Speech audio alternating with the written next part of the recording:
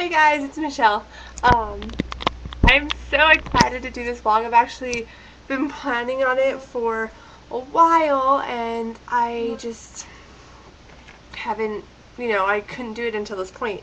So I'm super excited. Tomorrow I will be 14 weeks and I will have my 14-week vlog up as well as, well, not as well as, that vlog will probably be semi-long because I have so much to tell you guys. But, so you guys will have to tune in to find out all that stuff tomorrow. Today I am doing what got me through my first trimester healthy, well, mostly healthy, and, things I couldn't live without, stuff like that. And I apologize for not being very organized. I don't have all the stuff with me, but, I know most of all the brand names and all that stuff, so I'll just tell you and you guys can take from it what you will. Okay, so the first thing is, let me see, this is probably going to be more of a recap of the first trimester, and so if you guys are just barely starting to watch me, that way you don't have to go back and watch like 80 videos or all that. And also if you guys do watch me and maybe you missed an episode or something like that. So I found out that I was pregnant before I was even 4 weeks. So I actually had kind of a longer wait than on average, because people usually find out around like 6 weeks or 7 weeks, and I wasn't even 4 weeks pregnant when I found out. So parts of it seemed really slow. I was looking at all my friends around me on Facebook and stuff like that, and I was like, oh, I'm never gonna get to that stage. They're all like 15 weeks pregnant, and I'm just never gonna get there, and here I am, almost there. So, yeah, anyways, so I found out then, like, I think I was 3 weeks and 4 days pregnant when I found out. So, I've known that I was pregnant for, like, 8 weeks now, something around there. Maybe 8 or 9 weeks. Yeah, 9 weeks, almost 10 weeks actually. And it's just crazy that now I'm looking back and I'm in my second trimester, and it actually went by fairly fast. The weeks 1 through 6 were awesome. I didn't get sick. My smell was really heightened towards like weeks 4 to 6, but that was pretty much it. So 1 to 6 was awesome, and then right about 6.5 and 7, the morning sickness hit, and it came like crazy. I went from not ever being queasy to being like I just felt horrible, and I couldn't really figure out anything that really made it better except eating constantly, and I was for sure I was going to gain tons of weight because that really was like I just had to eat all the time. And actually I probably only gained 1 pound since I've got pregnant, because my weight kind of fluctuated. It was 174 when I got pregnant. By the time I was 7 weeks, I was 179. So I'd gained 5 pounds. By the time I was 9 weeks, I had dropped back down to 174 because I had been sick. It was the morning sickness. Even though I felt like I was eating, apparently I still wasn't eating a lot. I was eating small bits all the time, so I guess I just burned it off. So it actually went down to 174, and I have stayed 174 up until my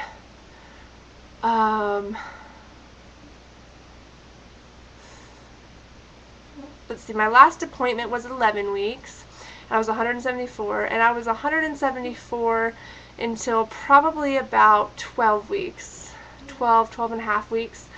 Um, Basically, actually, yeah, 12 weeks, because I got, at my 11-week appointment, I was told I had a silent bladder infection, and they gave me nitrofurantoin. Let me see. I still have the bottle. How funny. Yeah, nitrofurantoin, TOIN. So they gave me that, and that made me sick.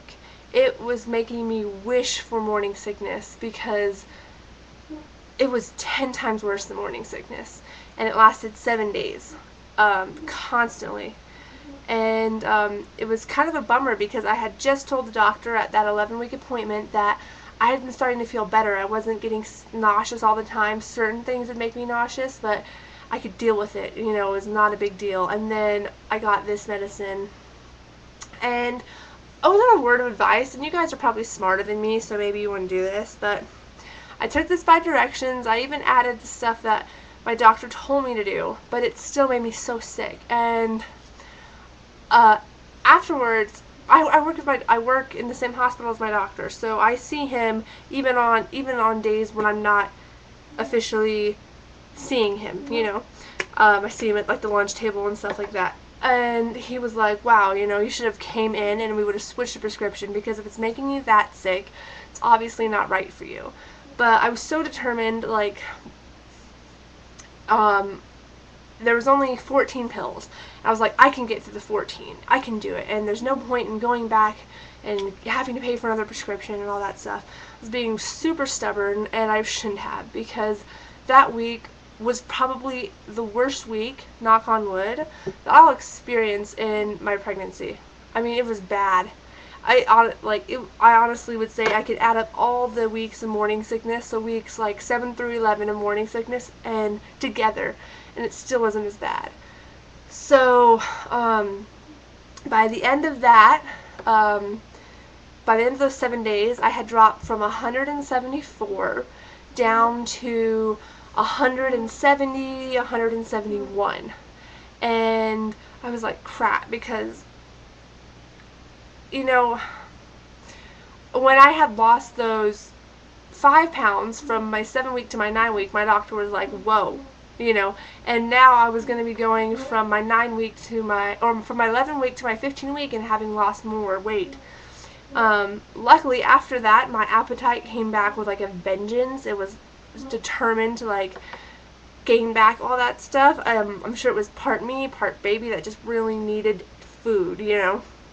So I'd probably say 3 or 4, maybe 5 days after I had finished the last pill of this, I was up to 174 again. And I weighed myself like yesterday or the day before, and I was 175. So I've actually only gained 1 pound. So definitely, if you are on something that's making you sick, change it. It's not worth being stubborn about, and it's just gonna make you miserable. And if you're already sick, even if you're not, you know, you don't want to be sick, so don't try to be tough. Speaking of the sickness thing, I had the worst time ever with prenatal pills, starting about 7 weeks as well. I didn't realize it at first, because I thought it was just oh, sorry. I thought it was just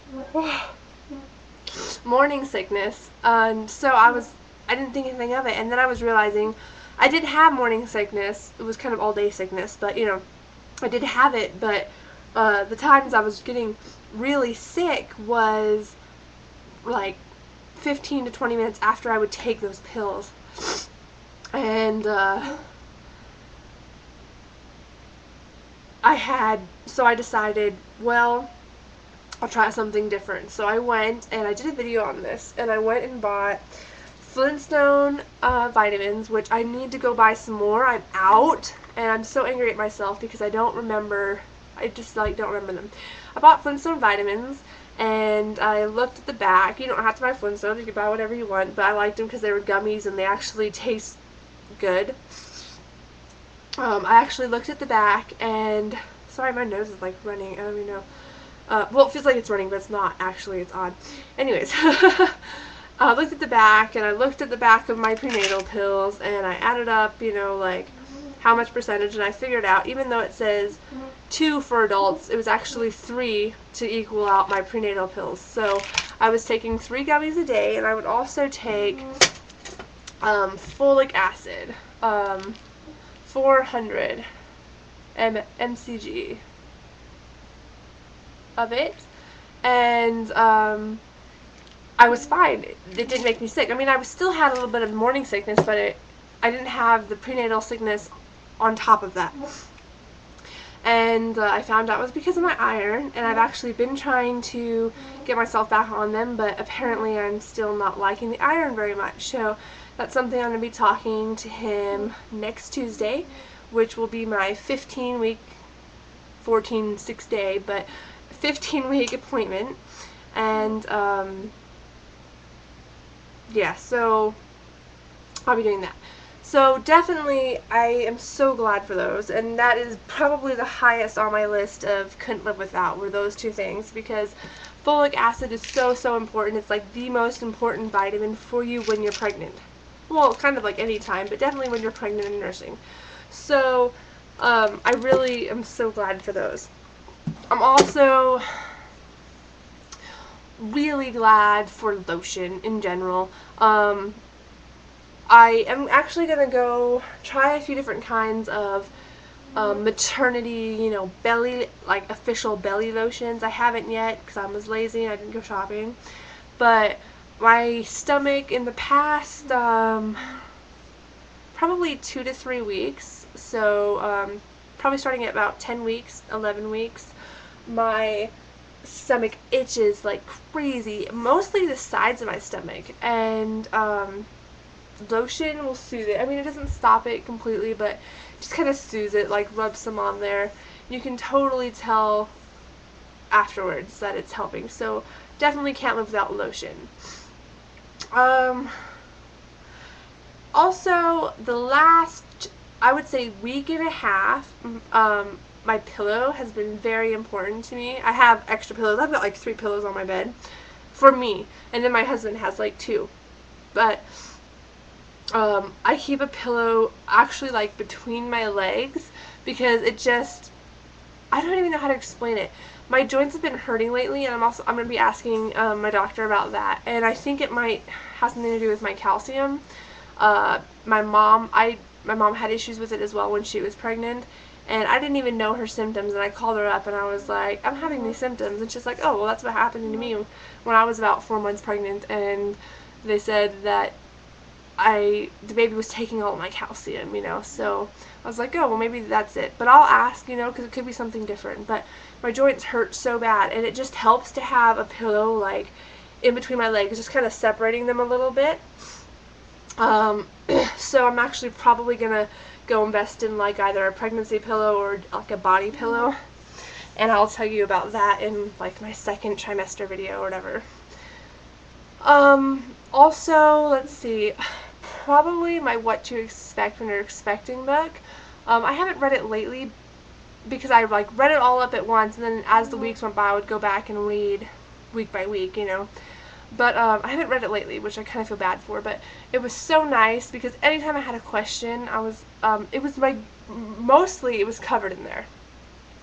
So that was, you know, and also online, you know, because everybody's pregnancy is different. You're going to hear that so much, but it really is. You don't really notice it until, you know, you see your friend and they're like, oh, I was sick from like the second I found out. And here you are, 4 or 5 weeks pregnant, which was me, and you have no symptoms. Like, if you hadn't missed a period, you would just not even know. There's just nothing. And it's kind of weird. It's like a weird feeling. Like, you know you're pregnant, but you feel like you should have some sort of divine knowledge, you know? You should just, like, know, you know? It just doesn't work that way sometimes. So that has been, like, really helpful in questions. Even about exercise, like what exercise is safe and stuff like that. Probably the last thing that I couldn't have lived without is my Tylenols. I was getting very bad